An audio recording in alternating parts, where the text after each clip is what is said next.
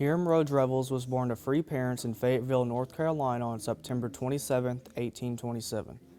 In an era when educating black children was illegal in North Carolina, Revels attended a school taught by a free black woman and also worked as a barber for a few years. In 1844, he moved up north to complete his education. In 1845, Revels was ordained in the African Methodist Episcopal Church. His first pastorate was likely in Richmond, Indiana, where he was elected an elder to the AME Indiana Conference in 1849. When the Civil War broke out in 1861, Revels helped recruit 2 black regiments from Maryland. In 1862, when black soldiers were permitted to fight, he served as the chaplain for a black regiment in campaigns in Vicksburg and Jackson, Mississippi. In 1863, Revels returned to St. Louis, where he established a freedmen's school.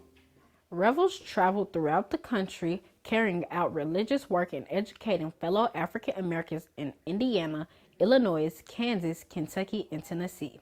Although Missouri forbid free blacks to live in the state for fear they would instigate uprisings, Revels took a pastorate at an AME church in St. Louis in 1853, noting that the law was seldom enforced. However, Revels later revealed he had to be careful because of restrictions on his movements.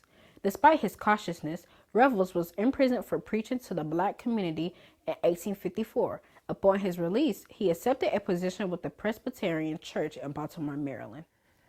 It was through his work in education that Revels became involved in politics, taking his first elected position as a Natchez alderman in 1868. And then in 1870, Hiram Revels became the first African American to serve in the United States Congress as a senator from Mississippi. His time in Congress was short, however, when he chose to leave in 1871 to become the first president of what became Alcorn University, the first land-grant school for African Americans in the United States. Revels remained active in the religious and educational communities for the rest of his life. He died on January 16, 1901, as he was attending a religious conference. In 1875, Blanche Kessel Bruce, also of Mississippi and of African American descent, was elected to the Senate and served a full 6-year term.